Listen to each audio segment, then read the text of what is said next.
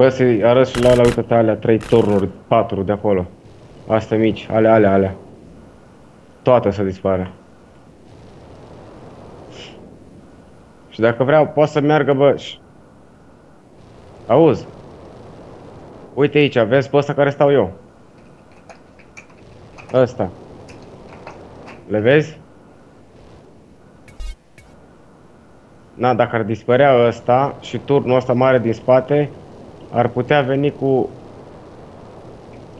zidul pe lângă ăsta.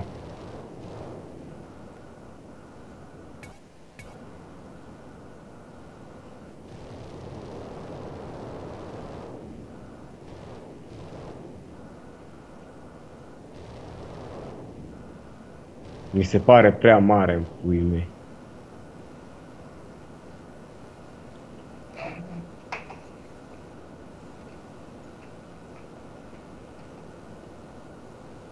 Bă, bine, hai că am ieșit. Nu. De unde pleci? A? Unde pleci? Am treabă. Ce treabă? Na, un film porno ceva. Hai bă, un duel, bă! Nu mai fac. Hai bă! Nu mai fac, mă, că nu pot să joc. De ce? Hai că fac eu. De ce nu poți să joci? Am treabă. Ce treaba morților Hristosului mătii ai? O fut pe măta, la pizza. Mă cac pe el! Zi bă, ce filmare? Ce faci bă?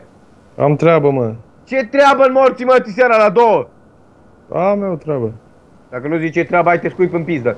Da, Te-n morții du-te acolo. Hristosul mătii. Du-te, mă, în Crist. Dă-i duel Te-n dacă te morții ține pula. mătii, treaba mătii. Ce treabă ai tu? Dă-i duel dacă te ține pula. Ce treabă ai tu? Dă-i duel dacă te ține pula. Nu mai am ce să fac. Dă-i duel dacă te ține pula. Nu mai am ce să fac cu măta Și duel. atunci ce mănânci căcat?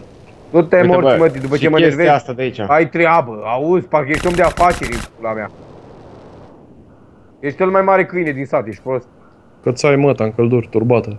Mă, Pizdă ai pelită. proastă, cu prost. Măta Ai o față de vagabond.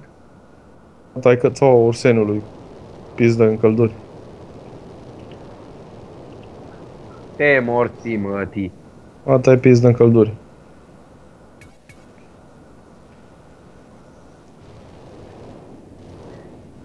Bă, tu ai ieșit de pe joc. Da. Du-te în cățălul, mătii. Ai zis că nu facem, ieșit. Dar Bă, ce Viciu, faci? ai De ce idee. ești de pe joc? De ce ești de pe joc? Mă uit la ceva în pula mea pe YouTube. Nu mai am ce să fac pe joc, am stat până acum și vreau ce drept să fac. M-am plimbat până m-am plictisit. Bă, Carana, faci duelul ăla. Bă, Cari. Hai bă că fac eu cu amândoi odată, sărăcilor. Bă, Cari. Da, mă. Ai mai dat duel? Ăsta e Carina, mă. E plictiseală, așa.